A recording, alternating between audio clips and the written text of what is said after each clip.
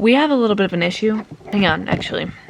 Let's see if I can set you up actually in my bed. Look at, bro, my LED lights do not stay. Let's see how many times my LED lights fall during this video.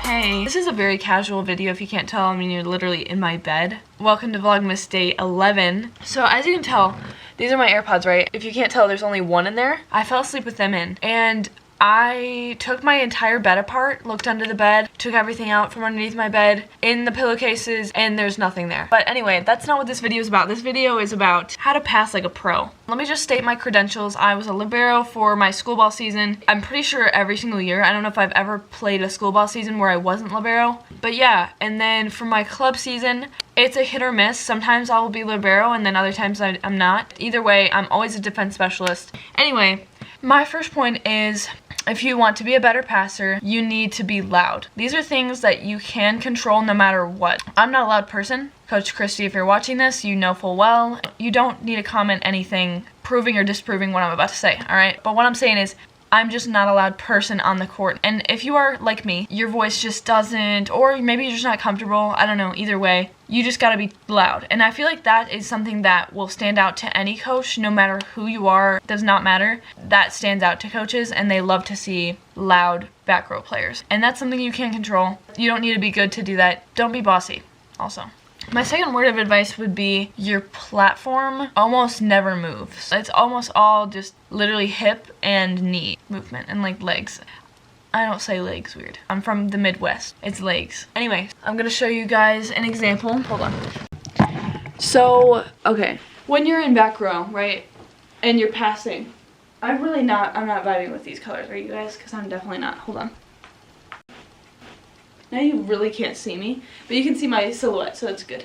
Which one do you think is right, okay, when you're passing? Remind you that this is just a free ball. How does this look? Now, how does this look? Which one? You will say the second one looked better, which you are 100% correct. No matter what you do, you're always going to want to use your knees. Free ball, down ball. Mostly free balls though, I will say, because with a free ball, there's not a whole lot of pressure, a lot of momentum. It literally just falls onto your platform. So you can absorb it a little bit, but your knees are mostly used just to move the ball. Because if you just stand there like this on a free ball, the ball's just going to roll off your platform. I can say that has never happened to me. So.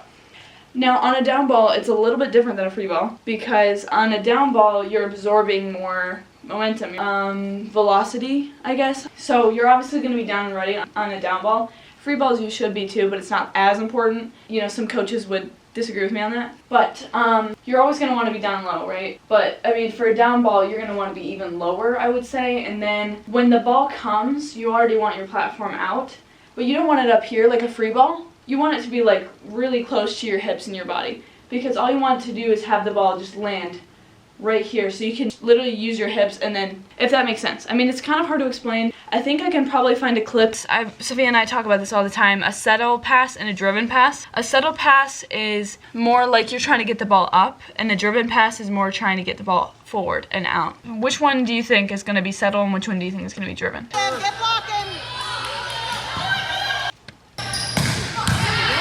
Which one do you think?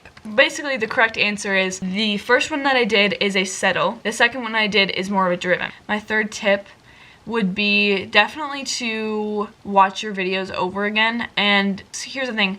I'm very lucky because my mom and sometimes my dad record and film almost every single game. So I got really lucky with that, and I realized that not everyone has that person on their team or parent on their team that films for them. But if you could at least get something from somewhere, like literally just set up your phone for like a few plays, or just set it up in the backyard and see how you pass. Just like watch yourself passing. I think that's like the biggest thing, because you'll notice things that you don't even feel or like realize you're doing. And I just feel like it's a really great way to self-analyze. So I think we're on the fourth tip. I don't even remember. Okay, let's talk about serve receive. Serve receive is a completely different ball game. I mean, I wouldn't say completely different, but for me personally, I feel like it's a lot different than a regular down ball or a regular free ball.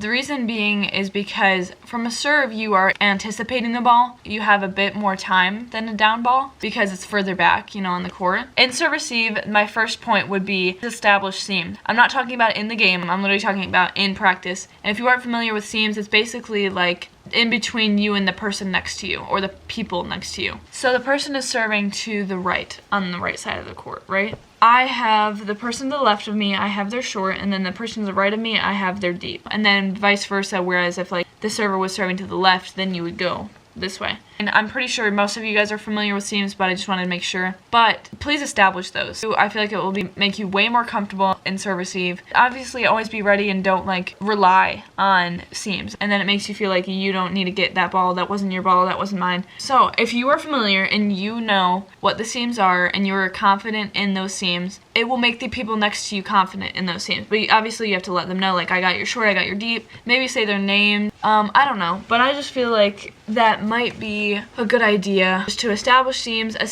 you know, with your teammates and stuff. Make sure you're all in agreement and you all fully understand before the game, before the tournament, whatever. Anyway, we'll move on. I don't want to bore you guys with serve receive.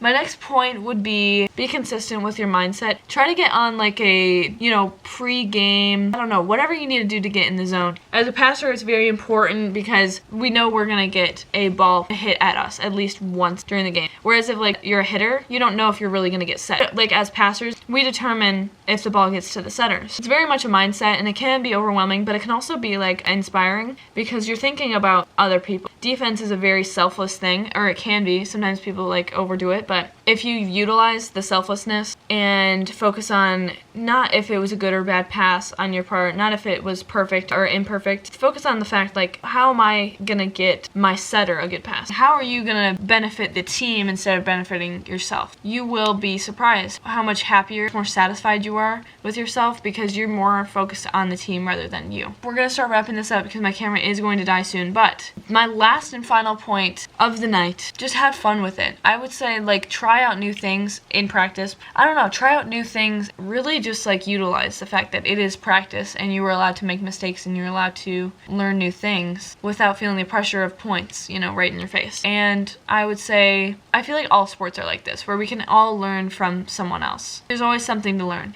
I really hope this helped. I am going to be doing a video very soon where I watch my videos back from like previous games I've played. Good games, bad games, in the middle games where you kind of just play like how you normally play. And then I'll just analyze my gameplay. I'm really excited about that video. That's coming out pretty soon, I would say. Anyway, I hope you guys have enjoyed this Vlogmas so far. I know I have finished the heart. I'm doing this new thing that I think you guys should like finish the heart.